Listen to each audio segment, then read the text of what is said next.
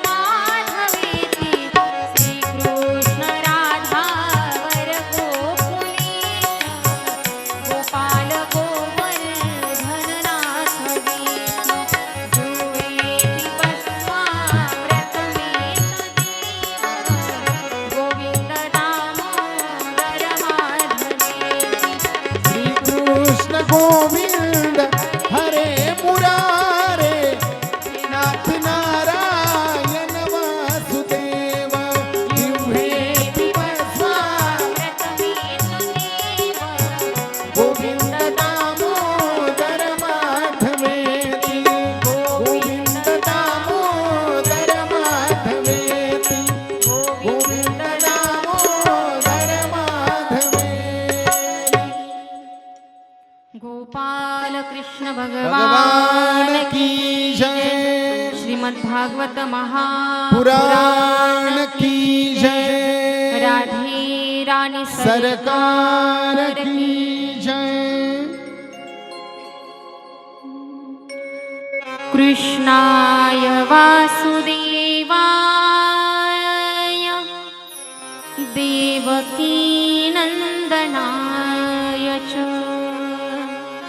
नन्दगोपकुमाराय गोविन्दाय नमो नमः।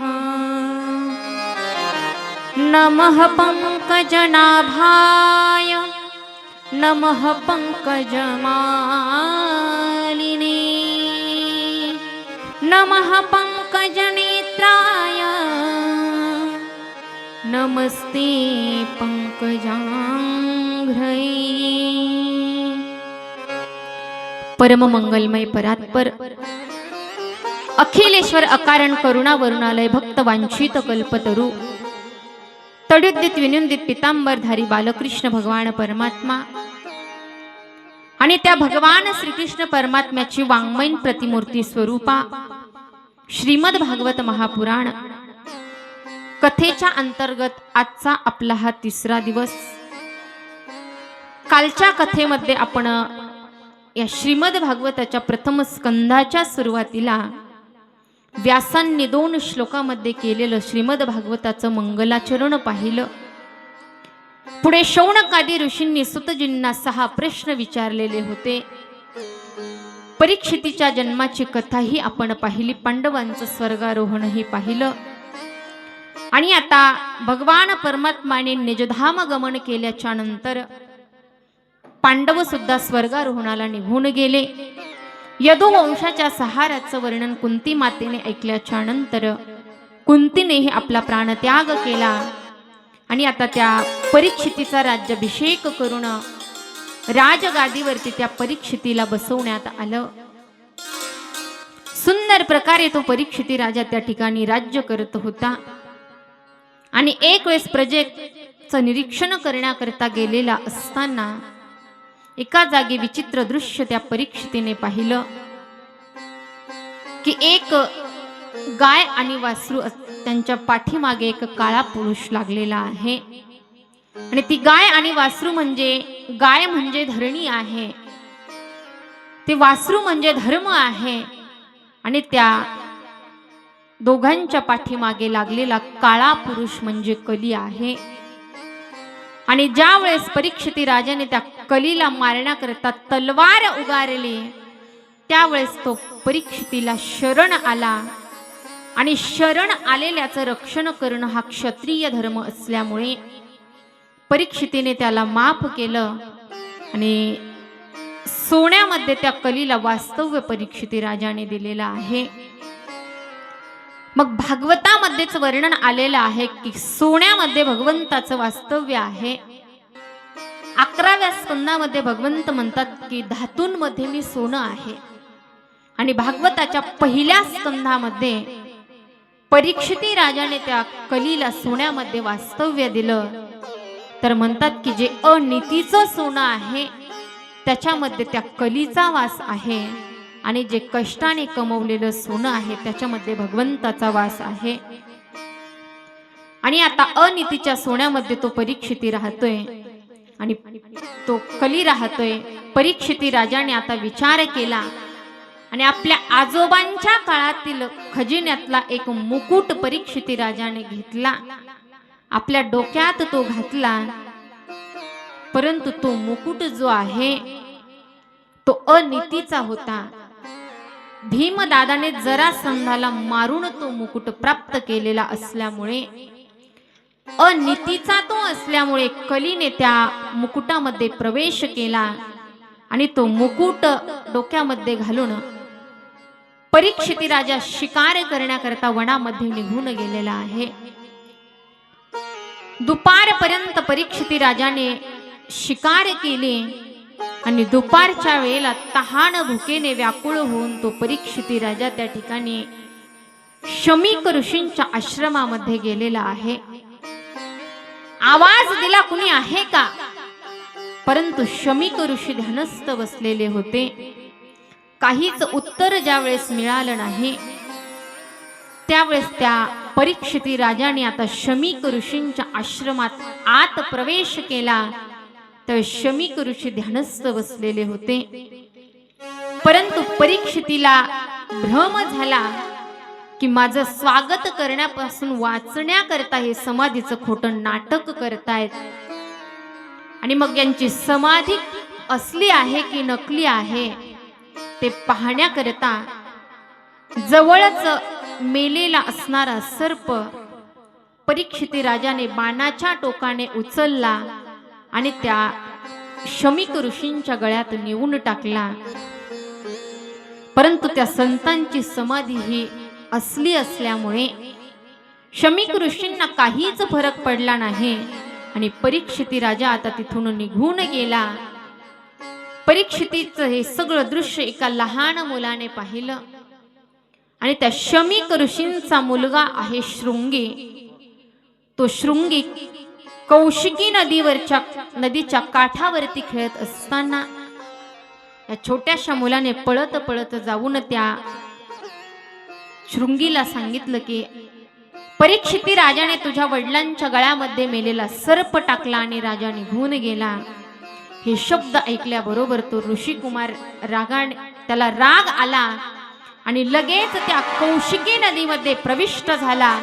कौशिकी नदीचं जल आपल्या हातात घेतलं आणि भयंकर असा शाप त्याने त्या परीक्षिती राजाला देऊन टाकला.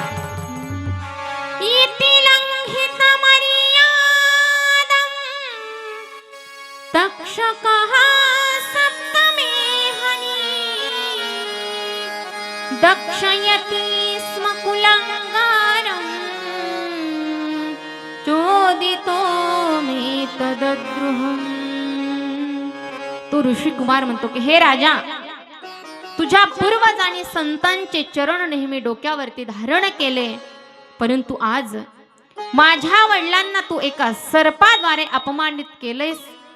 तर मीही तुला शाप देतो की आजपासून 7व्या दिवशी तुला तक्षक नाग डसेल आणि तुझा मृत्यू होईल. भयंकर असा शाप दिला. आणि आता बऱ्याच वेळाच्या नंतर शमीक ऋषींची समाधी तुटली आणि पाहिलं तर जवळच तो छोटासा असणारा शृंगी रागाने त्या ठिकाणी लालबुंद झालेले त्याचे डोळे. शमीक ऋषी त्याच्या जवळ गेले आणि विचारलं की बाळा काय झालं. त्यावेळेस त्या शृंगीने सांगितलं की बाबा, तुम्ही ध्यानस्थ बसलेले होते, परीक्षिती राजा आला आणि तुमच्या गळ्यामध्ये मेलेला सर्प टाकून निघून गेला. त्यावेळेस शमीक ऋषी म्हणतात की बाळा, आपण संत आहोत, त्या राजा आपल्या आश्रमामध्ये आला म्हटल्याच्या नंतर त्याचं स्वागत करणं हे आपलं कर्तव्य आहे. परंतु मी ध्यानस्थ बसलो होतो. तुम्ही लक्ष दिलं नाही तर राजाला राग आला असेल, परंतु तो राजा आहे. त्या शृंगीने सांगितलं, बाबा तो असेल राजा, पण असा शाप मी त्याला दिलाय, असा दंड दिलाय की परत राजा अशी चुकी कधीच करणार नाही. शमीक ऋषींनी विचारलं, तू काय केलंस? त्यावेळेस शृंगीने सांगितलं की बाबा, आजपासून 7 दिवसांनी त्या परीक्षिती राजाला तक्षक नाग डसेल आणि त्याचा मृत्यू होईल असा शाप मी त्याला दिलाय. हे शब्द ऐकल्याबरोबर शमीक ऋषींना खूप वाईट वाटलं आणि शमीक ऋषी म्हणतात, हे तू काय केलंस? परंतु असं म्हणतात की ब्राह्मणांची सगळी शक्ती त्यांच्या वाणीत दडलेली असते. जो बाण एकदा हातून सुटला तो परत येणं शक्य नाही. आणि म्हणून त्यांनी आपल्या गौरमुख नावाच्या शिष्याला बोलावलं आणि सांगितलं की जा, परीक्षिती राजाला जाऊन सांग की तुमच्या या छोट्याशा चुकीमुळे माझ्या या क्रोधी पुत्राने तुम्हाला भयंकर असा शाप दिलेला आहे. राजाला जर वाटलं तर त्याच्या उद्धाराकरता काहीतरी उपाय तो करेल. आणि आता तो गौरमुख नावाचा शमीक ऋषींचा शिष्य त्या परीक्षिती राजाकडे आला आणि येऊन सांगितलं की राजा, आमच्या ऋषी कुमाराने तुला 7 दिवसामध्ये मरण्याचा शाप दिलेला आहे.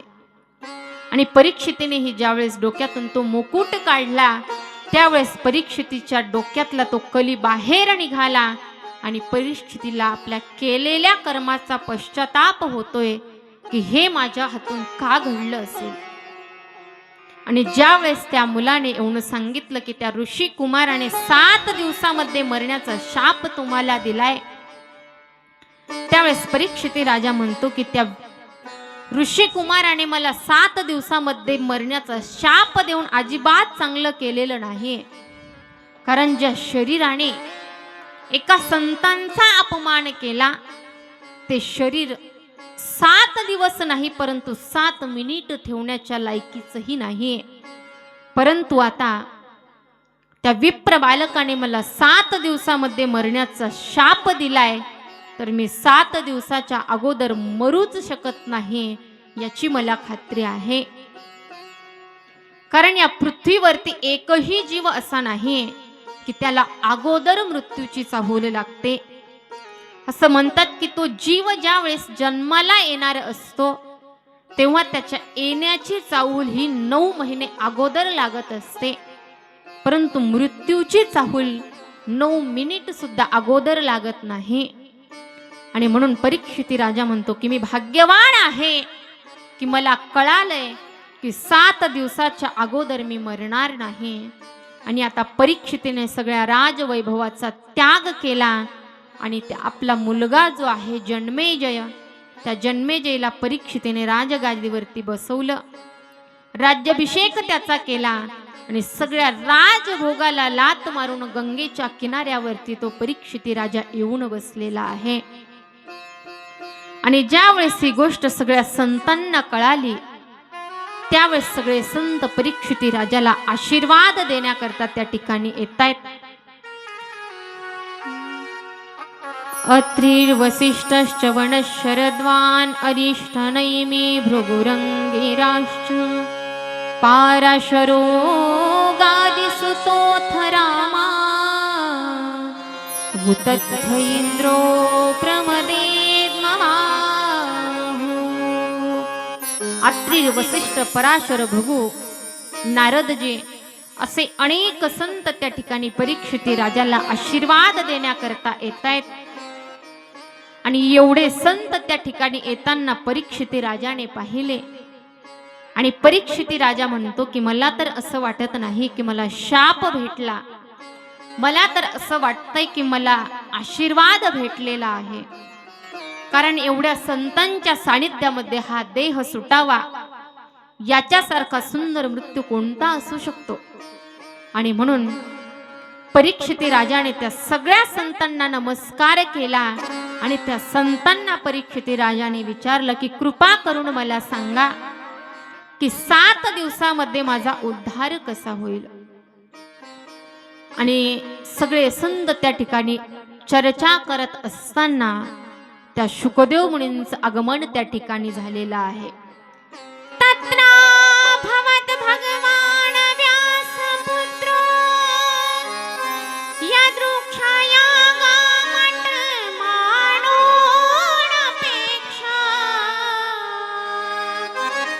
अलक्षलिंगो निजलाभतुष्टो वृद्धश्च बालैरवधूतवेश.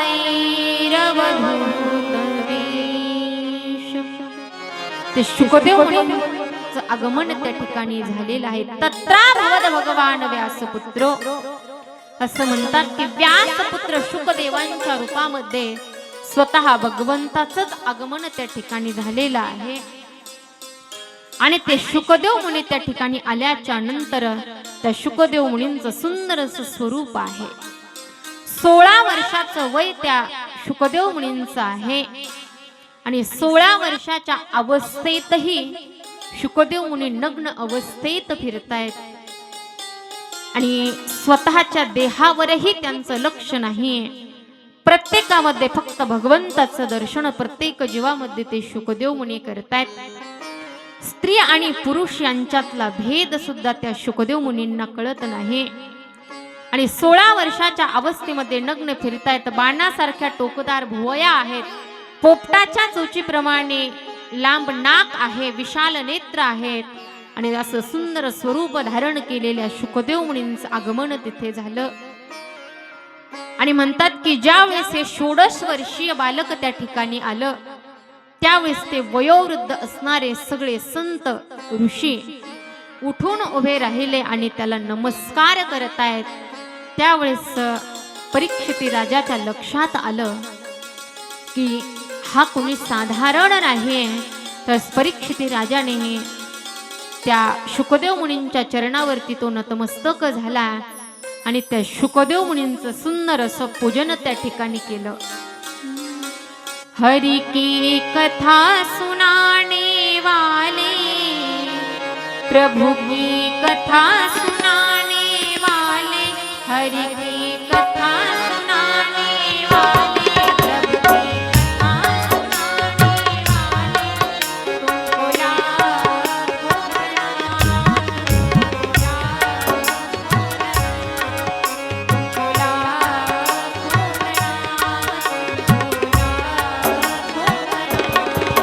हरि की कथा सुनाने वाले, हरि की कथा सुनाने वाले, तुमको लाखों प्रणाम, तुमको लाखों प्रणाम, तुमको लाखों प्रणाम, तुमको लाखों प्रणाम.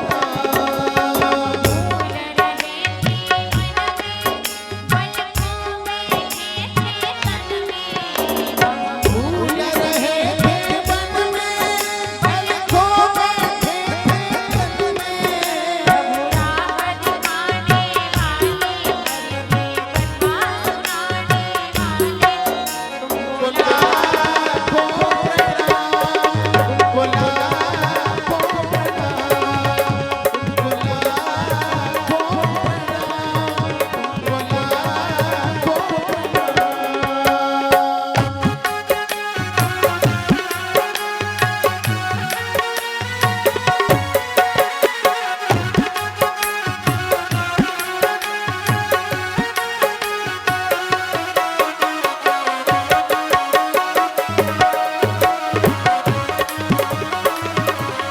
तुमको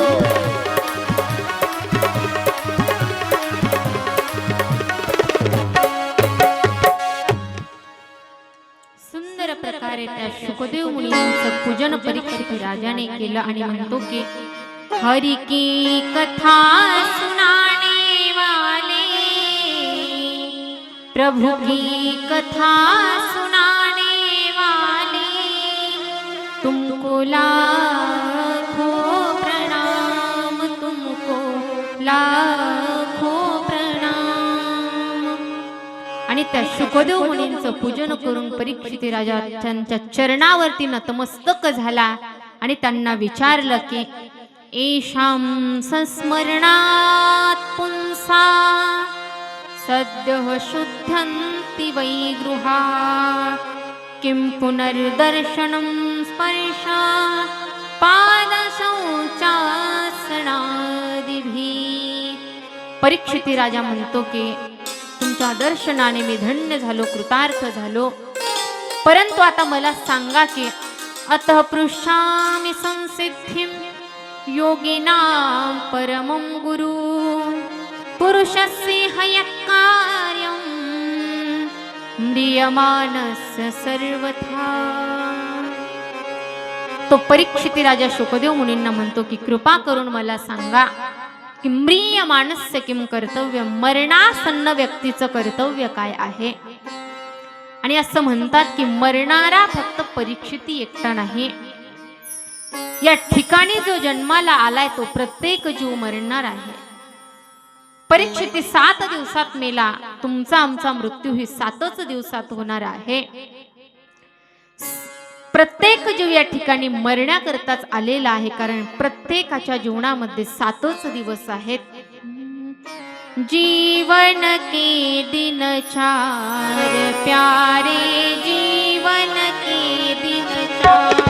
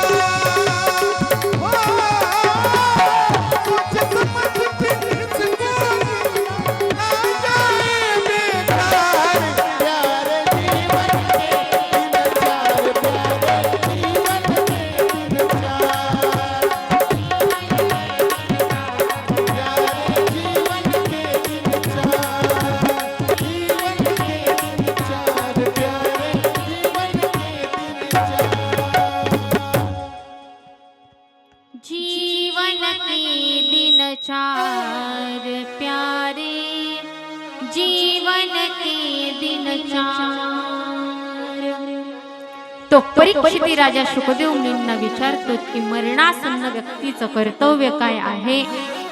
आणि या द्वितीय स्कंदाच्या सुरुवातीला शुकदेव मुनी त्या परीक्षिती राजाला म्हणतात की राजा, वर्याणेशते प्रश्न कृतो लोकहितोऽनुपा आत्मवित्सम्मतः पुंसा श्रोतव्यादिषु परः. शुकदेव मुनी म्हणतात की राजा, तू खूप सुंदर प्रश्न केलेला आहे. परीक्षितीने जर विचारलं असतं की मी 7 दिवसामध्ये मरणार आहे, मला वाचण्याचा काहीतरी उपाय सांगा, तर तो शुकदेव मुनींनी सांगितलाही असता. परंतु परीक्षिती राजाने विचारलं की मरणासन्न व्यक्तीचं कर्तव्य काय आहे. आणि शुकदेव मुनी म्हणतात की राजा, तू जर विचारलं असतं की मी 7 दिवसात मरणार आहे, मला जगण्याचा उपाय सांगा, तर हा प्रश्न व्यक्तिगत होता. परंतु तुझा प्रश्न व्यक्तिगत नसून तुझा प्रश्न हा सार्वभौम आहे. आणि शुकदेव मुनी आता परीक्षिती राजाला म्हणतात की राजा, हा जीव जो आहे तो रात्रंदिवस फक्त त्या कुटुंबाचं भरण पोषण करण्याकरता धडपड करतोय. परंतु भगवान परमात्म्याने सुंदर असणारा हा मनुष्य देह फक्त खाण्यापिण्याकरता किंवा झोपण्याकरता दिलेला नाही. निद्रियाधीयतेन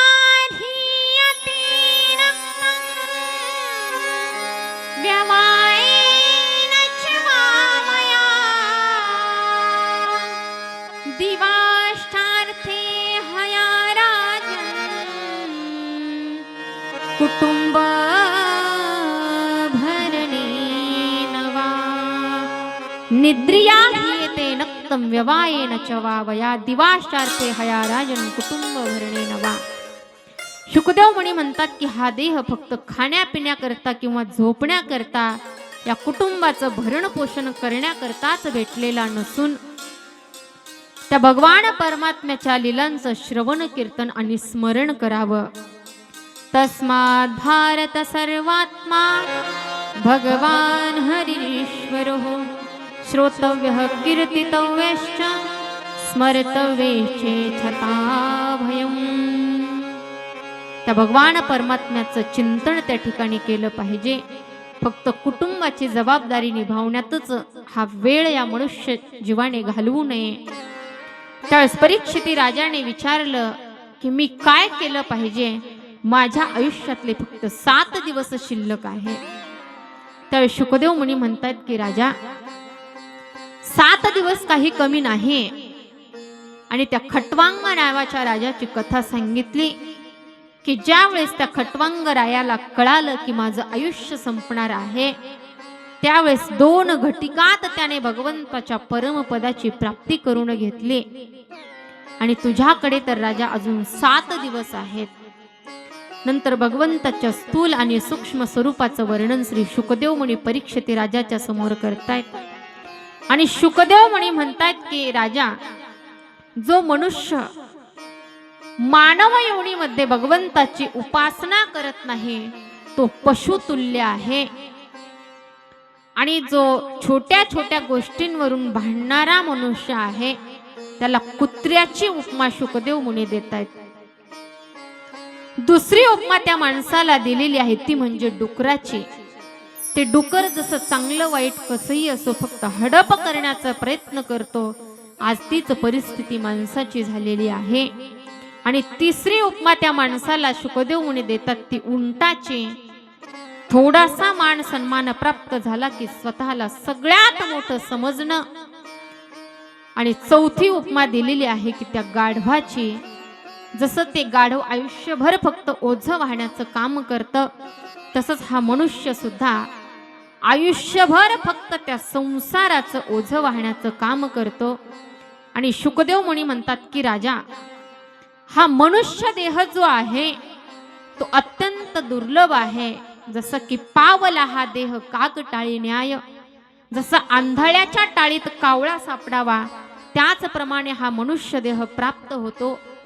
आणि मग असा दुर्लभ असणारा मनुष्य देह जो जीव फक्त खाण्यापिण्यामध्ये आणि झोपण्यामध्ये बर्बाद करतो, ज्या डोळ्यांनी कधीच त्या भगवान परमात्म्याचं सुंदर स्वरूप पाहिलं नाही, ते डोळे म्हणजे मोर पिसाऱ्याप्रमाणे व्यर्थ आहेत. ज्या कानांनी कधीच भगवंताच्या कथा कीर्तनांचा आनंद घेतला नाही, ते कान म्हणजे सर्पाची बिळं आहेत. आणि ज्या जिभेने कधी भगवान परमात्म्याच्या नामस्मरण केलं नाही, ती जिव्हा म्हणजे बेडकाच्या जिभेसारखी आहे. विलेवतो रुक्रम विक्रमाणे न शृण्वते कर्णफुटे नरस्य च जिह्वा सती दादुरकी वसुत न चोपगायोत्तिरगाय गाथा. आणि आता परीक्षित राजा त्या शुकदेव मुनींना प्रश्न करतो की भगवान परमात्म्याने हे विश्व कसं निर्माण केलं, सृष्टीची निर्मिती कशी केली. तर त्यावेळेस शुकदेव मुनींच्या लक्षात आलं की मी कथा सांगायला सुरुवात केली, परंतु माझ्या गुरूंचं नमन केलं नाही. आणि म्हणून सुंदर असं 2 श्लोकामध्ये नमन ते शुकदेव मुनी आपल्या गुरूंचं करतात. नमः परस्मै पुरुषाय भूयसे सदुद्भवस्थान निरोध लीलया ग्रहीत शक्ति त्रितयाय देहिनां अंतर्भवाया नृपलक्षवर्त्मनि यत्कीर्तनं यत्स्मरणं यदीक्षणं यद्वन्दनं यश्चवनं यदर्हणं लोकस्य सद्यो विधुनोति कल्मषं तस्मै सुभद्रशवसे नमो नमः. सुंदर असं मंगलाचरण त्या शुकदेव मुनींनी केलं. आणि शुकदेव मुनी आता या सृष्टीचा विस्तार त्या ठिकाणी परीक्षित राजाला सांगतायत. शुकदेव मुनी म्हणतात की राजा, हाच प्रश्न एक वेळेस देवर्षी नारदांनी आपला पिता ब्रह्मदेवाला केला होता. कारण ब्रह्मदेव ज्यावेळेस ध्यान लावायचे, डोळे बंद करून बसायचे, त्यावेळेस नारद महर्षींनी त्या ब्रह्मदेवाला पाहिलं आणि विचारलं की बाबा, ही सगळी सृष्टी तुम्ही निर्माण करता आणि मग डोळे बंद करून कुणाचं ध्यान करता, तुमच्याही वरती कुणी देवता आहे का. त्यावेळेस ब्रह्मदेव हसले आणि सांगितलं, नारदा, माझ्याही वरती कुणीतरी आहे. आणि मग कोण आहे हे सांगण्याकरता ब्रह्मदेवाने सृष्टी प्रक्रिया विस्तारपूर्वक त्या नारदजींच्या समोर मांडलेली आहे. असं म्हणतात की भगवान नारायणाच्या नाभीतून एक कमळाचं फूल निघालं आणि त्या कमळातून त्या ठिकाणी ब्रह्मदेवाचा जन्म झालेला आहे. ब्रह्मदेव बाहेर आले आणि पाहतायत की मी कोण आहे आणि मी कुठून आलो. तर चारही बाजूंना ब्रह्मदेवाला जल आणि वायू याच्याशिवाय काहीच दिसत नाही. परत त्या कमळाच्या दांडीतून ब्रह्मदेव आत गेले, तरीही आपल्या येण्याचा काहीच पत्ता लागत नाही. पुन्हा त्या कमळातून बाहेर आले आणि चारही दिशांना पाहत असताना त्यांना 4 मुख त्या ठिकाणी प्रगट झाले. आणि त्याच वेळेस ब्रह्मदेवाच्या कानावरती व्यंजनातील 16वं आणि 21वं अक्षर पडलं. त आणि प हे शब्द ब्रह्मदेवाच्या कानावरती पडले आणि ब्रह्मदेवाने तपश्चर्या करायला सुरुवात केली. ब्रह्मदेवाने तपश्चर्या केल्याच्या नंतर भगवान परमात्म्याने आपल्या दिव्य वाणीला ब्रह्मदेवाच्या हृदयामध्ये प्रगट केलं. त्याला चतुश्लोकी भागवत असं म्हणतात. ज्ञानं परं गुह्यं मे तद्विज्ञान समन्वितं सरहस्यं तदंगं च गृहाण गदितं मया. भगवंत म्हणतात की ब्रह्मदेवा, लक्षपूर्वक ऐका, मी माझं अत्यंत गोपनीय असणारं ज्ञान तुमच्या समोर प्रकट करतोय. आणि भगवंत म्हणतात की या सृष्टीच्या पूर्वी काहीच नव्हतं, न स्थूल न सूक्ष्म असं काहीच नव्हतं. फक्त मी एकटा होतो. अहमेवा समेवाग्रे नानयत सत्सत परम. भगवंत म्हणतात मी फक्त एकटाच या ठिकाणी शिल्लक होतो. आणि मग ब्रह्मदेवाने विचारलं की भगवंता, तुम्ही जर एकटेच होतात तर ही सृष्टी कशी बनवली? काहीतरी साधन त्याच्याकरता असेल ना. त्यावेळेस ब्रह्मदेवाने सांगितलं, भगवंताने सांगितलं, काहीच नव्हतं, म्हणून या सृष्टीला बनवलंही मी आणि या सृष्टीच्या रूपाने बनलोही मी. जसं की व्यवहारामध्ये स्त्री असेल, पुरुष असेल, बाकीचे प्राणी असतील, हे दिसताना आपल्याला वेगवेगळे दिसतात, परंतु प्रत्येकामध्ये तो भगवान परमात्मा आहे. प्रत्येक जीव त्या भगवंताचा अंश आहे. आणि म्हणून भगवंताने सांगितलं की मी स्वतः या सृष्टीला बनवलं आणि बनलोही या सृष्टीच्या रूपाने मीच. सुंदर अशी सृष्टी प्रक्रिया त्या ठिकाणी सांगितली. आणि आता शुकदेव मुनी परीक्षिती राजाला म्हणतात की राजा, मला सांग की भगवान परमात्मा लवकर कुणाला भेटत असतील. परीक्षिती राजा म्हणतो की जो दिवसातून 4-5 वेळेस स्नान करतो त्याला भगवंत भेटत असतील. शुकदेव मुनी म्हटले, राजा, दिवसातून 4-5 वेळेस स्नान करणाऱ्याला जर देव भेटत असता तर प्रभू रामचंद्रांनी वनवासामध्ये ज्या भिल्लांना आलिंगन दिलं ते भिल्ल 6-6 महिने अंघोळ करत नव्हते. मग फक्त दिवसातून 4-5 वेळेस स्नान केल्याने देव भेटत नाही. परीक्षिती राजा म्हणतो, मग भगवंत वय पाहत असतील. तर शुकदेव मुनी म्हणतात की राजा, भगवंत जर वय पाहत असते तर ध्रुवाला 5 वर्षाच्या अवस्थेमध्ये भगवंताची प्राप्ती झालीच नसते.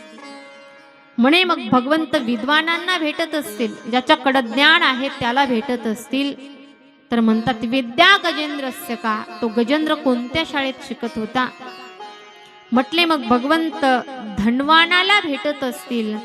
भगवंत जर धनवानाला भेटत असते तर त्या सुदाम्याला भगवंताची प्राप्ती झालीच नसती.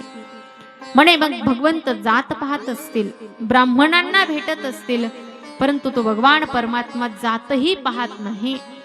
तो भगवंत जर जात पाहत असता तर ती शबरी जी आहे ती भिल्लीन होती. त्या भिल्लिनीची उष्टी बोर त्या ठिकाणी भगवान परमात्म्याने खाल्ली. विदुर जी दासी पुत्र होते त्या विदुर काकांच्या घरी भगवंताने केळीची साल खाल्ली. त्यावेळेस परीक्षिती राजाला आश्चर्य वाटलं आणि परीक्षिती राजा शुकदेव मुनींना म्हणतोय की त्या विदुरीजींच्या घरी भगवंताने केळीची साल कशी खायली ते कृपा करून तुम्ही मला सांगा. तर तृतीय स्कंदाच्या सुरुवातीला विदुर काकांचं चरित्र श्री शुकदेव मुनी परीक्षिती राजाला सांगतायत. यदा तु राजा स्वसुतान साधू पुष्मन्न धर्मेण विनश्च दृष्टि भ्रातुर्यमिष्टस्य सुतानि बन्धुं प्रवेशलाक्षाधवने ददाह. शुकदेव मुनी म्हणतात की राजा, ज्या वेळेस ते कौरव पांडवांसोबत अन्याय करायचे त्यावेळेस विदुरजी त्या धृतराष्ट्राकडे गेले. आणि विदुरजी धर्म अवतार आहे, युधिष्ठिर सुद्धा धर्म अवतार आहे. कौरवांच्या सेनेमध्ये विदुरजी धर्म रूपात आहे आणि पांडवांच्या सेनेमध्ये युधिष्ठिराच्या रूपामध्ये धर्म आहे. परंतु कौरव पक्षामध्ये धर्माचं कोणीच ऐकत नाही आणि पांडव पक्षामध्ये धर्माचं उल्लंघन कोणीच करत नाही. आणि आता विदुर काका त्या ठिकाणी धृतराष्ट्राकडे गेले आणि धृतराष्ट्राला म्हणतात की राजा, तुझी मुलं त्या पांडवांसोबत जो अन्याय करतात तो थांबव, कारण अन्यायाच्या वेलीवरती कधीच अमृताची फळं येत नाही. अन्यायाची वेल कधीच बहरू शकत नाही. आणि पांडव हे कमजोर नाही, ते फक्त तुमचा आदर करतात म्हणून काहीच बोलत नाही. आणि तुझा जो मुलगा आहे दुर्योधन तो तुमच्या करता एक कलंक आहे. आणि राजा, शास्त्र असं सांगतं की एक नगर नष्ट केल्याने पूर्ण देश जर सुरक्षित राहत असेल तर ते नगर नष्ट केलं पाहिजे. गावामध्ये एका घराचा त्याग केल्याने पूर्ण गाव सुरक्षित राहत असेल तर त्या घराचाही त्याग करावा. आणि आपल्या खानदानामध्ये एका व्यक्तीचा त्याग केल्याने सगळं खानदान जर सुरक्षित राहत असेल तर त्या व्यक्तीचाही अवश्य त्याग करावा. आणि राजा, बाहेरचे डोळे तर तुला नाहीतच, तू आंधळा आहेस, परंतु तुझली आतली दृष्टी जी आहे ती तुझा त्या शकुनीने घालवलेली आहे. आणि माझं ऐक, हा दुर्योधन जो आहे तो तुमच्या करता एक कलंक आहे. तुमच्या वंशाच्या नाशाला तो कारण ठरणार आहे. म्हणून राजा माझं ऐक, त्या पांडवांना त्यांचं अर्धराज्य देऊन टाक. विदुरजी धृतराष्ट्राशी बोलत असताना दुर्योधनाने त्या महालामध्ये प्रवेश केला आणि दुर्योधन त्या ठिकाणी विदुर काकांना म्हणतो की विदुरा, माझ्याच कृपेने तुला मंत्रिपद भेटलं आणि माझ्याच पित्याचं डोकं भरवतोयस. आत्ताच्या आत्ता इथून चालता हो. विदुर काकांना कुठलाच त्या ठिकाणी लोभ त्या मंत्रिपदाचा नसल्यामुळे लगेच विदुर काकांनी आपल्या मंत्रिपदाचा त्याग केला, आपल्या पत्नीला घेतलं आणि आता विदुर काका त्या ठिकाणी त्या कौरवांना सोडून वनामध्ये निघालेले आहे. शुकदेव म्हणे परीक्षिती राजाला म्हणतात की राजा, आज फक्त विदुर काका कौरवांना सोडून जात नाही, तर सनिर्गत कौरव पुण्य लब्धो, त्या कौरवांचं सगळं पुण्य त्या कौरवांना सोडून आज निघून जाते. विदुर काका वनामध्ये गेले. सुंदर अशी एक झोपडी त्या ठिकाणी विदुर काकांनी बनवली आणि सतत आपल्या पत्नी सोबत त्या भगवान परमात्म्याच्या नामाचं नामस्मरण करायचे. आपणही 2 मिनिटं टाळी वाजवून त्या भजनाचा आनंद घ्यायचा आहे. गोविंद मेरो है गोपाल मेरो है, गोविंद मेरो है गोपाल मेरो है, गोविंद मेरो है गोपाल मेरो है, गोविंद मेरो है गोपाल मेरो है.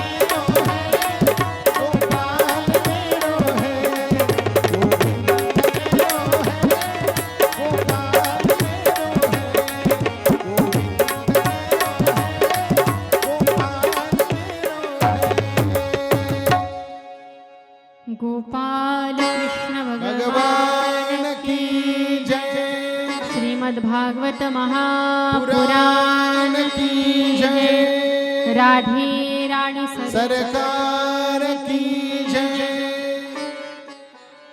सुंदर प्रकारे त्या ठिकाणी विदुर काकांनी पर्णकुटी बनवली आणि सतत त्या भगवान परमात्म्याचं भजन विदुर काका करतायत।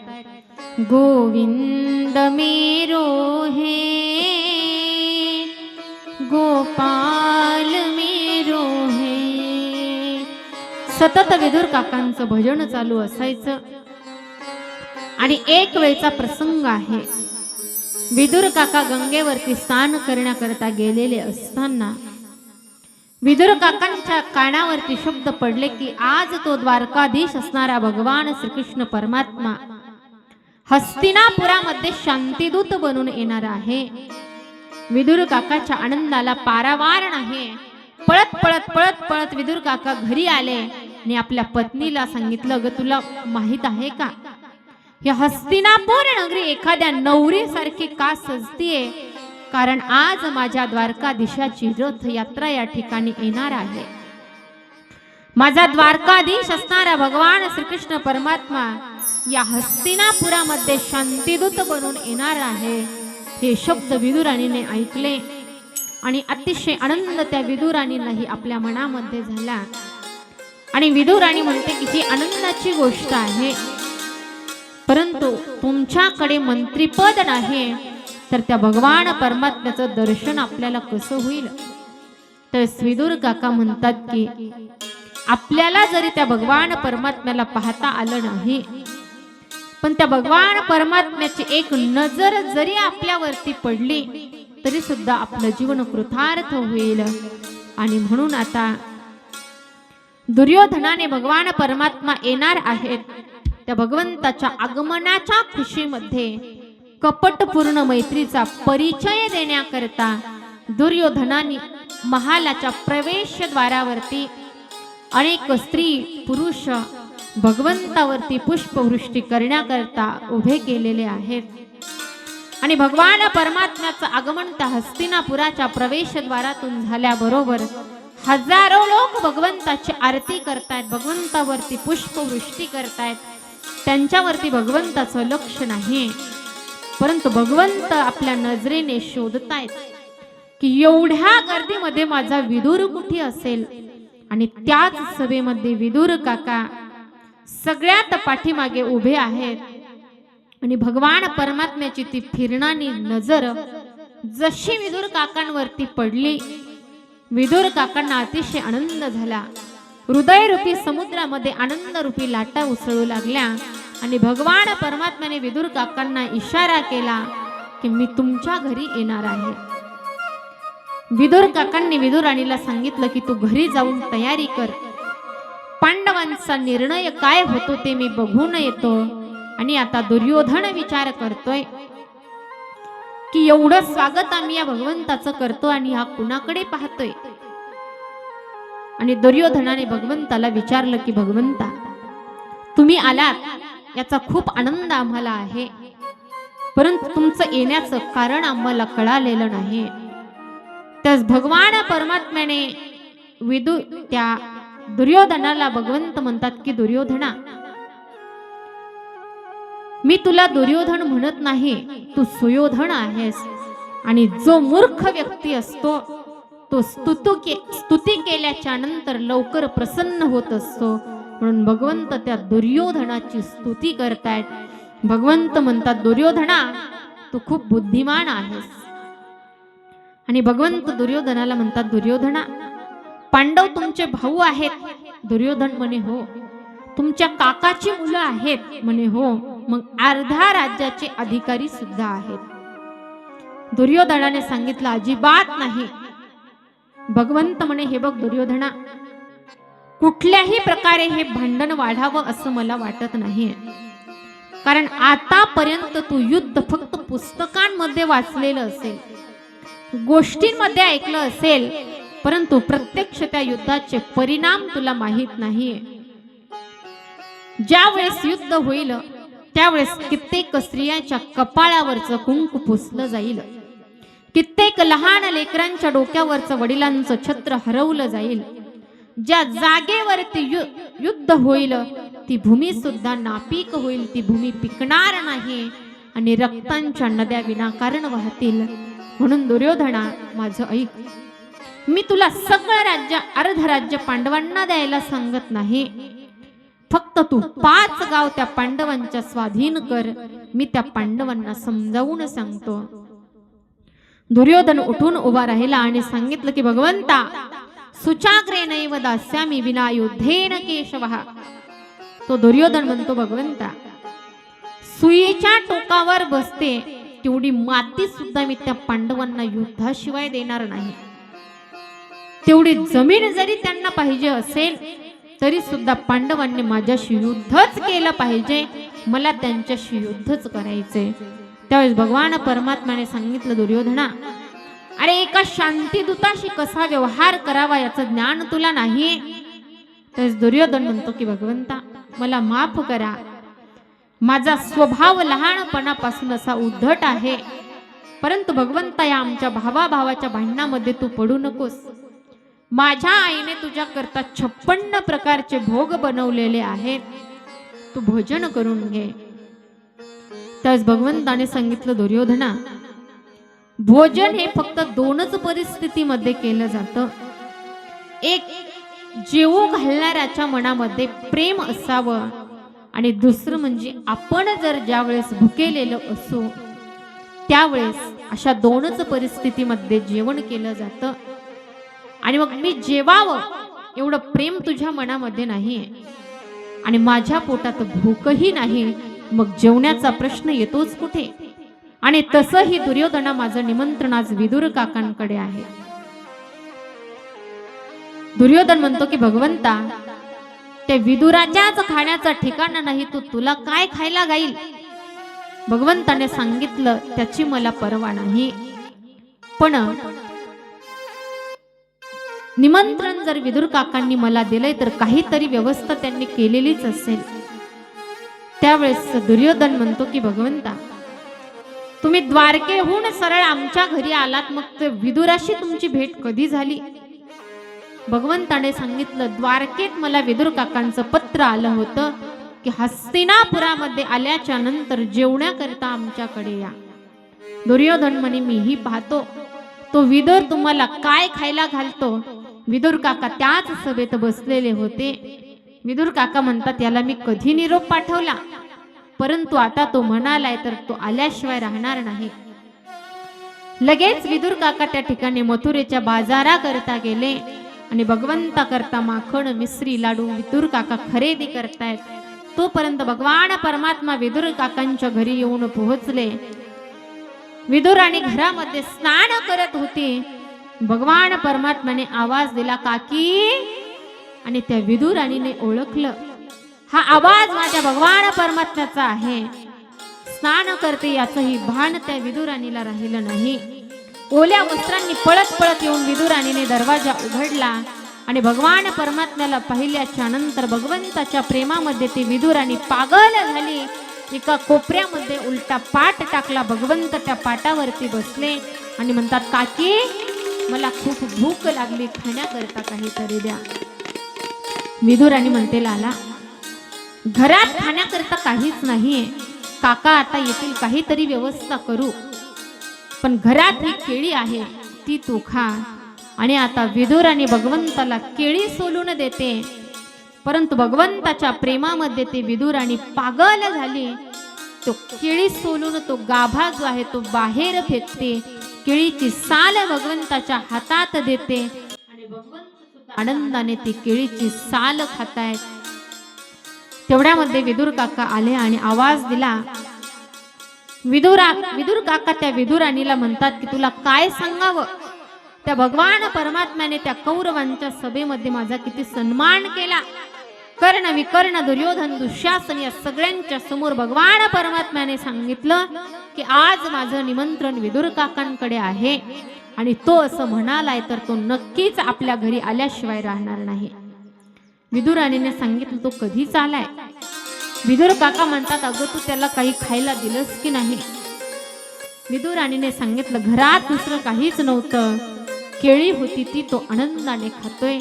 आणि आता विदुर काकांनी आत येऊन पाहिलं तर केळीचा गाभा बाजूला पडलेला आहे आणि भगवंत ती साल खातायत. विदुर काका म्हणतात, हे तू काय केलंस? त्या भगवंताला केळीची साल खाऊ घातली. आणि आता मात्र विदुराणीचं ध्यान भंग झालं आणि पाहिलं. विदुराणी म्हणते, भगवंत मी तुम्हाला सांगितलं का नाही? परंतु भगवंताने हे लक्ष दिलं नाही. भगवंत म्हणतात, काकी मला माहित नाही मी केळी खाल्ली की केळीची साल, फक्त मला एवढंच माहित आहे की जे काही काकीने मला खाऊ घातलं त्याच्यामध्ये काकीचं प्रेम आहे. आणि आता विदुर काका म्हणतात की भगवंत आम्हाला माफ कर, परंतु आता हे बघ मी तुझ्याकरता लाडू माखण मिश्री आणलेला आहे. आणि त्या लाडूचा माखण मिश्रीचा घास विदुर काकांनी भगवंताच्या तोंडात भरवला. भगवंताने विदुर काकांचा हात धरला आणि सांगितलं की काका मला माफ करा, परंतु जो आनंद, जो स्वाद, जे प्रेम त्या काकीच्या केळीच्या सालीत होतं, ते आनंद, ते प्रेम या तुमच्या लाडू मध्ये आणि माखण मिश्रीमध्ये नाही. सुंदर असं विदुर चरित्र त्या ठिकाणी शुकदेव मुनींनी परीक्षित राजाला सांगितलं. आणि शुकदेव मुनी म्हणतात की राजा, तो भगवान परमात्मा पदार्थाचा भुकेलेला नाही, त्याला फक्त भाव असावा लागतो. देवा भावाचा भुकेला, देवा भावाचा भुकेला,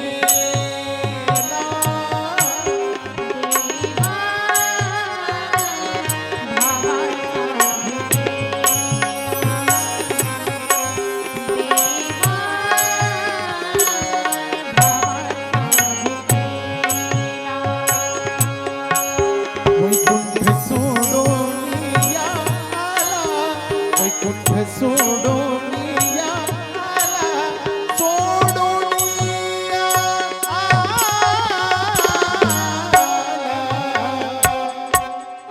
देवा भावाचा भुकेला, देवा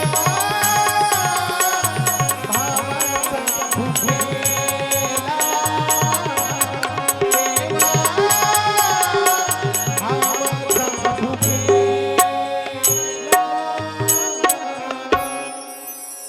देव भावाचा भुकेला, वैकुंठ सोडून या आला. म्हणून भगवंत म्हणतात, मला तुमचे पदार्थ लागत नाही, मी फक्त भावाचा भुकेलेला आहे.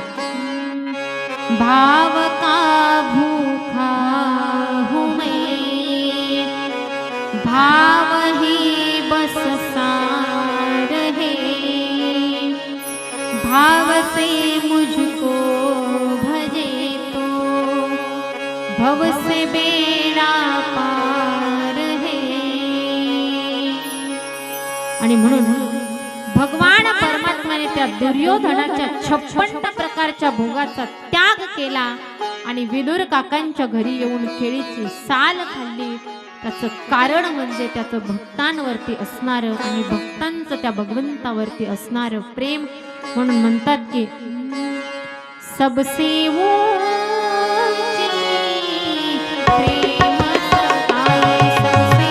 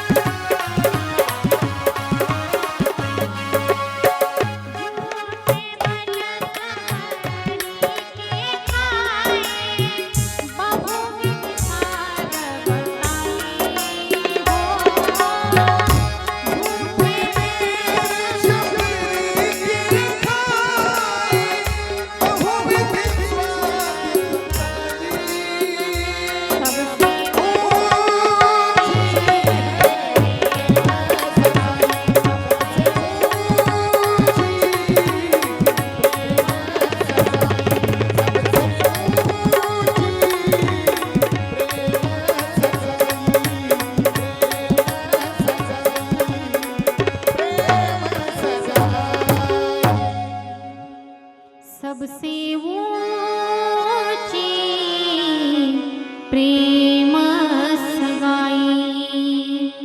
त्या प्रेमापोटी तो भगवंत काय काय करतो तर प्रेम की बस पार थरथ हा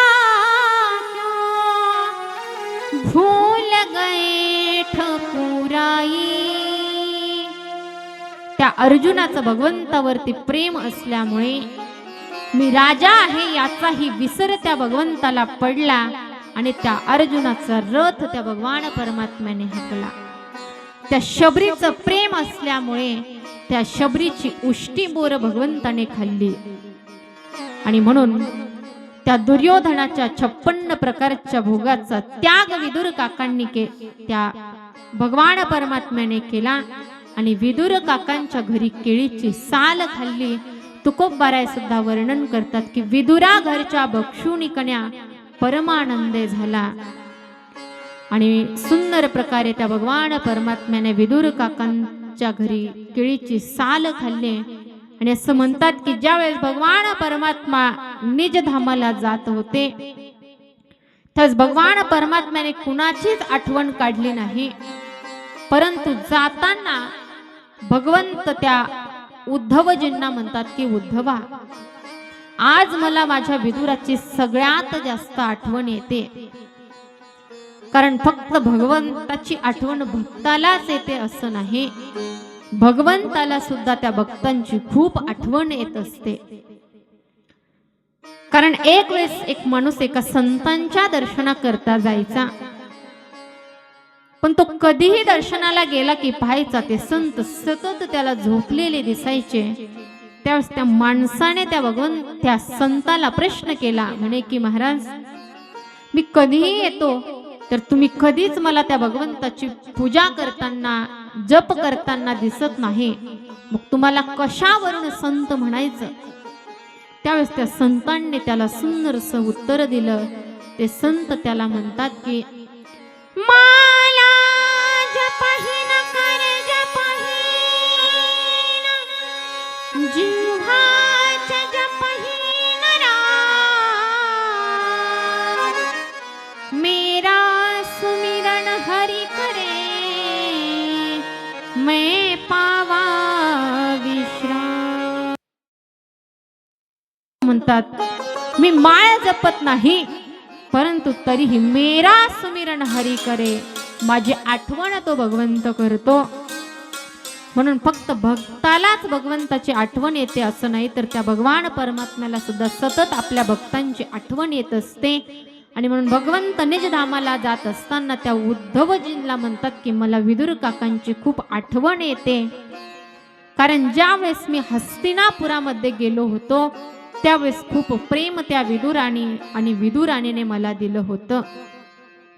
आणि उद्धवजी त्या ठिकाणी उद्धवजींची आणि विदुर काकांची आता भेट झाल्याच्या नंतर उद्धवजी त्या विदुर काकांना म्हणतात की विदुरजी, भगवान परमात्मा निज धामाला जात असताना भगवंताने तुमची आठवण काढली आणि मला सांगितलं की जेव्हा भगवंत निज धामाला जात होते त्यास भगवान परमात्म्याने दिव्य असा उपदेश केला आणि तो भगवंताचा उपदेश श्रवण करत असताना माझ्या जवळ मैत्रेय मुनी बसलेले होते.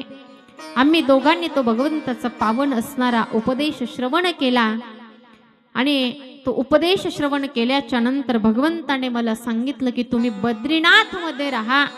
आणि माझ्या समोर मैत्रेय मुनींना सांगितलं होतं की ज्या वेळेस मी भक्तांकडून काहीतरी घेतो त्यावेळेस भक्तांना काहीतरी देत असतो. आणि विदुर त्या मैत्रेय मुनींना भगवंत म्हणतात की तुम्ही माझा पावन उपदेश श्रवण केलाय, तर जेव्हा तुमची विदुराशी भेट होईल तेव्हा तुमच्याकडे माझं असणार हे ज्ञान तुम्ही त्या विदुराला प्रदान करा. विदुर काकांना आनंद झाला की अरे, सगळं जग ज्या भगवान परमात्म्याच्या आठवणीमध्ये व्याकुळ होतं अशा भगवान परमात्म्याने निज धामाला जाताना माझी आठवण काढली. अतिशय आनंद विदुर काकांना झाला. आणि विदुर काकांनी त्या उद्धवजींना विचारलं की उद्धवजी, मला लवकर सांगा की मैत्रेय मुनी मला कुठे भेटतील. त्यावेळेस उद्धवजींनी सांगितलं की हरिद्वार मध्ये विदुर काका तुमची मैत्रीय मुनींशी भेट होईल. आणि आता विदुरजी त्या ठिकाणी हरिद्वार मध्ये आले. मैत्रीय मुनींनी विदुर काकांना येताना पाहिलं. दोघांनाही अतिशय आनंद झाला. एकमेकांना आलिंगन दिलं. आणि आता मैत्रीय मुनी त्या विदुर काकांना म्हणतात, विदुरजी बरं झालं तुम्ही लवकर आलात, कारण भगवान परमात्म्याने खूप मोठी जबाबदारी माझ्यावरती टाकलेली आहे. आणि आता विदुरजींनी त्या मैत्रीय मुनींना प्रश्न केला की सुखाय कर्माणि करोति लोको न तै सुखं वान्यदुपारमं वा विन्देत भूयास्ततैव दुःखं यदत्र युक्तं भगवान् वदिन्नः. विदुरजी म्हणतात की मैत्रीय मुने, कृपा करून मला सांगा की संसारामध्ये प्रत्येक जीवाला सुख पाहिजे. कुणाला कोणती गोष्ट लागत असेल, कुणाला ती नको असेल. एखादी वस्तू कितीही प्रिय असू द्या, परंतु कुणाला ती आवश्यक वाटेल, कुणाला वाटणार नाही. पण या संसारामध्ये एकही जीव असा नाही की ज्याला सुखाची इच्छा अपेक्षा नाही. प्रत्येक जीवाची या संसारामध्ये इच्छा आहे की मला सुख प्राप्त व्हावं, मज लागी दुःख होवावे ऐसे कोणी भावे ना जीवे. मला दुःख व्हावं असं कुणालाच वाटत नाही, परंतु मनुष्य या संसारामध्ये सुख भेटण्याकरता प्रयत्न करतो. आणि जसा तो चिखलात फसलेला माणूस चिखलातून निघण्याकरता हातपाय हलवायला लागतो, आणि जसे जसे हातपाय हलवतो तसा तसा त्या चिखलामध्ये जास्त फसल्या जातो. तसंच हा संसारिक जीव या संसारामध्ये सुख प्राप्त व्हावं याच्याकरता प्रयत्न करतो, परंतु तो अजून त्या ठिकाणी दुःखामध्ये गुरफटल्या जातो. त्यावेळेस मैत्रेय मुनी म्हणतात की विदुर काका, खूप सुंदर प्रश्न तुम्ही मला केलेला आहे की हा जीव सुखी कसा होईल. मनुष्य त्या ठिकाणी सुख शोधतोय, परंतु जिथे सुख नाही तिथे तो शोधायला लागलेला आहे. आणि एक दृष्टांत त्या ठिकाणी मैत्रेय मुनींनी विदुर काकांना दिला. ते विदुर काका मैत्रेय मुनी म्हणतात की जसं उन्हाळ्याचे दिवस होते आणि एका बापाने आपल्या छोट्याशा मुलाकडे पैसे दिले आणि त्याला सांगितलं की जा आंबे घेऊन ये. आता तो मुलगा दुकानात गेला, आंबे विकत घेतले आणि घरी आणून वडिलांना सांगितलं की बाबा मी आंबे घेऊन आलोय. वडिलांनी सांगितलं एका बकेटीत थंड पाण्यामध्ये टाकून दे. मुलाने बापाने सांगितल्याप्रमाणे ते आंबे पाण्यात टाकूनही दिले. आणि आता 1 तासाच्या नंतर बापाने विचार केला की ते थंड झाले असतील, आणि जाऊन बघितलं तर त्या बकेटीत एकही आंबा शिल्लक नव्हता, सगळा चिखल झालेला होता. त्या मुलाला बापाने सोबत घेतलं. ज्या दुकानातून त्याने ते आंबे आणले त्या दुकानावर गेला आणि त्या दुकानदाराशी भांडायला सुरुवात केली की माझ्या छोट्याशा मुलाला तू फसवलं, आंबे सांगितले तर तू काय दिलंस. त्यावेळेस त्या दुकानदाराने सांगितलं माझ्याशी भांडू नका, अगोदर दुकानावरची पाटी वाचा. त्या दुकानावर त्याने पाटी लावलेली होती नकली फलों की दुकान. त्या दुकानात जी फळं भेटायची तिचा वापर लोक सजावटीसाठी करायचे. त्यावेळेस त्या माणसाने सांगितलं, त्याने आंबे मागितले मी दिले, मला माहित नाही तुम्ही खाण्याकरता नेतात की सजावटीसाठी.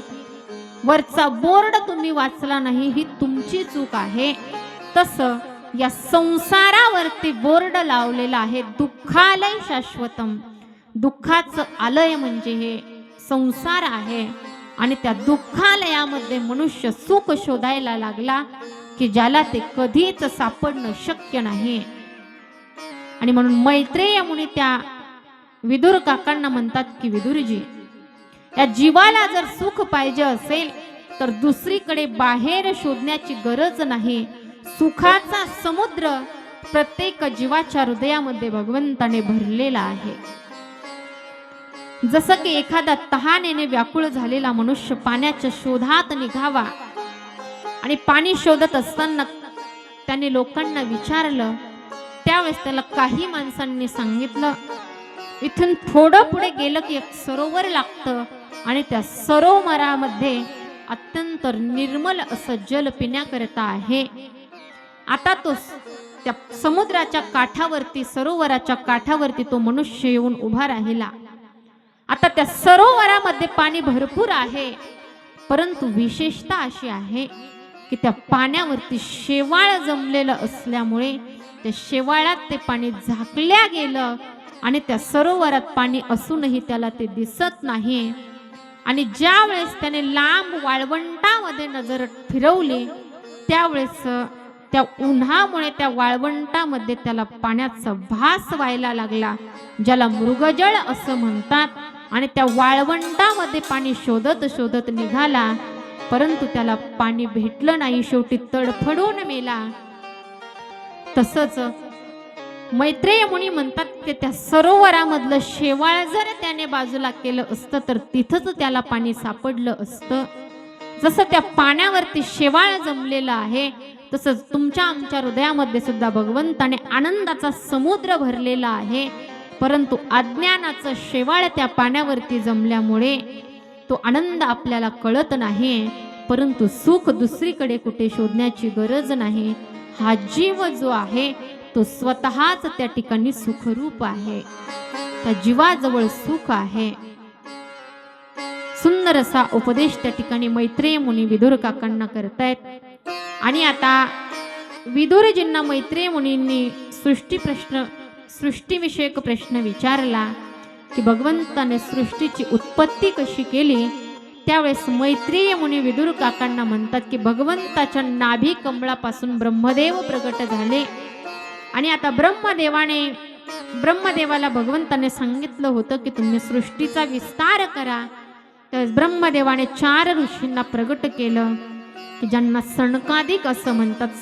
सनंदन, सनातन आणि सनत कुमार या 4 ऋषींना ब्रह्मदेवाने सांगितलं की तुम्ही सृष्टीचा विस्तार करा.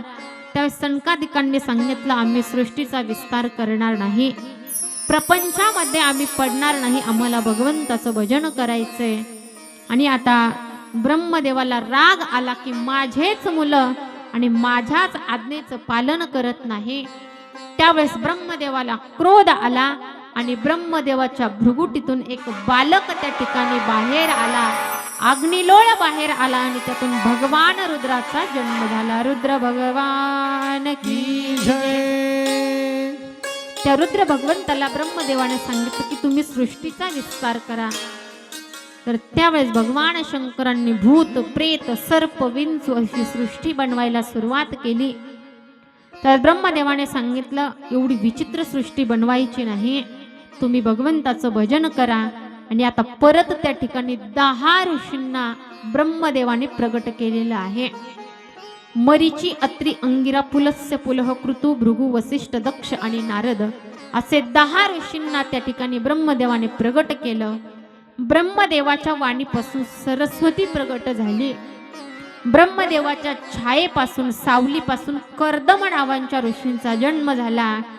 आणि आता नंतर ब्रह्मदेवाच्या उजव्या अंगापासून शतरूपा आणि डाव्या अंगापासून मनुचा जन्म झाला, ज्यांना मनु आणि शतरूपा असं म्हटलं जातं. त्या मनु आणि शतरूपाद्वारे या मानव सृष्टीचा विस्तार झाल्यामुळे आपल्याला मानव असं म्हटलं जातं. आणि असं म्हणतात की या जगाच्या पाठीवर सगळ्यात पहिली स्त्री आणि पुरुषाची जोडी जर कोणती असेल तर ती आहे मनु आणि शतरूपा. त्या मनु आणि शतरूपांनी 5 पुत्रांना जन्म दिला. त्यात 3 मुली आणि 2 मुलं आहेत. आकुती, देवहूती, प्रसूती, प्रियव्रत आणि उत्तानपाद हे त्यांची 5 संतान आहेत. पुढे वराह भगवंताची कथा सांगतायत. एक दिवस तो मनु जो आहे तो ब्रह्मदेवाकडे गेला आणि सांगितलं या सृष्टीचा मला विस्तार करायचा आहे, पण सृष्टीचं एका राक्षसाने हरण केलेलं आहे. तर ब्रह्मदेवाने ध्यान लावलं आणि ब्रह्मदेवाला शिंक आली. तर ब्रह्मदेवाच्या तर शिंक आल्याच्या नंतर वराह देव त्यातून प्रकट झाले. वराह देव भगवान. भगवान की जय. आणि आता विदुर काका मैत्रेय मुनींना म्हणतात की हा हिरण्याक्ष कोण होता की जो पृथ्वीचं हरण करून घेऊन गेला. तर त्यावेळेस मैत्रेय मुनी म्हणतात की विदुरजी, कश्यप नावाचे ऋषी आहे. त्या कश्यप नावाच्या ऋषीला अनेक पत्न्या होत्या. दिती, अदिती, धनु, काष्टा, सुरसा अशा अनेक पत्न्या आहेत. पण त्यातली दिती नावाची जी पत्नी आहे ती दैत्यांची माता आहे. कारण एक वेळचा प्रसंग आहे. कश्यप ऋषी संध्याकाळच्या वेळेला भगवंताची पूजा अर्चना करत असताना दिती कश्यप ऋषींकडे गेली आणि रती याचना केली. त्यावेळेस कश्यप ऋषी त्या दितीला समजावून सांगतायत की दिती, एषा घोरतमा वेला, ही संध्याकाळची वेळ आहे आणि या 3 सांजेच्या वेळेला भगवान शंकर आपल्या गणांसह या संसारामध्ये विचरण करत असतात. म्हणून या संध्याकाळच्या वेळेला 3 सांजेच्या वेळेला जी स्त्री गर्भधारणा करते तिची संतती ही दुष्ट जन्माला येते. परंतु दिती ऐकायला तयार नाही.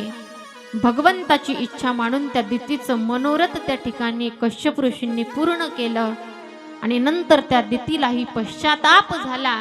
ती दिती गर्भवती झाली आणि असं म्हणतात की दितीने 100 वर्षापर्यंत त्या मुलांना गर्भात ठेवलं. 100 वर्षापर्यंत दितीने त्यांना जन्म दिला नाही. आणि त्या दितीच्या शरीरातून एवढं तेज निघत होतं की स्वर्गातील सगळ्या देवतांना त्रास व्हायला लागला. तर सगळे देवता त्या ठिकाणी ब्रह्मदेवाकडे गेले आणि विचारलं की हे एवढं तेज कुठून येतंय. त्यास ब्रह्मदेवाने सांगितलं की तुम्ही घाबरू नका. माझे जे 4 पुत्र आहेत सनक, सनंदन, सनातन आणि सनत कुमार, वैकुंठामध्ये भगवंताच्या दर्शनाकरता ज्या वेळेस गेले त्यावेळेस त्या द्वारावरती भगवंताचे असणारे पार्षद जय आणि विजय, त्या जय विजयांनी त्या सनकादिकांना रोखलं, भगवंताकडे आत जाऊ दिलं नाही. त्यावेळेस सनकादिक क्रोधित झाले आणि त्या जय विजयाला शाप दिला की तुम्ही 3 जन्मापर्यंत राक्षस योनीमध्ये जन्माला येताल. आणि त्या सनकादिकांच्या शापामुळे भगवंताचे ते पार्षद जय आणि विजय त्या दितीच्या गर्भामध्ये आलेले आहेत. 100 वर्षानंतर दितीने त्या मुलांना जन्म दिला. एकाचं नाव आहे हिरण्याक्ष आणि दुसऱ्याचं नाव आहे हिरण्यकश्यप. तो हिरण्याक्ष जो आहे तो लहान आहे. त्या हिरण्याक्षाने हिरण्यकश्यपूला सांगितलं की दादा, मी दिग्विजय करण्याकरता चाललो.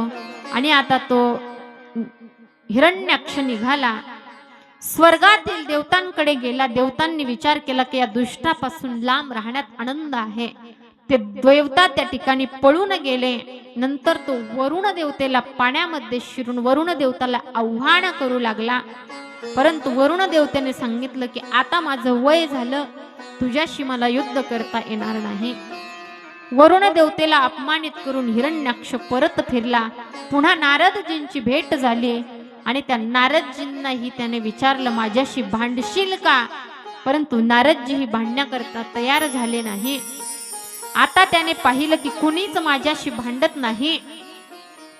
त्यावेळेस त्या हिरण्याक्षाने पृथ्वीचं हरण केलं आणि समुद्रामध्ये त्या पृथ्वीला घेऊन प्रविष्ट झाला.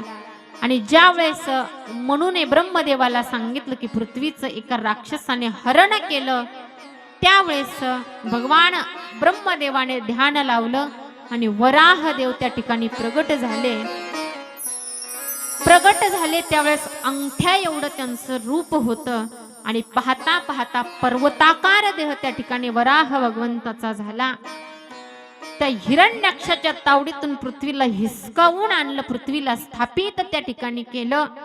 आणि आता हिरण्याक्ष आणि वराह भगवंत यांच्यामध्ये युद्ध झालं. अनेक प्रकारे माया त्याने त्या युद्धामध्ये हिरण्याक्षाने दाखवली.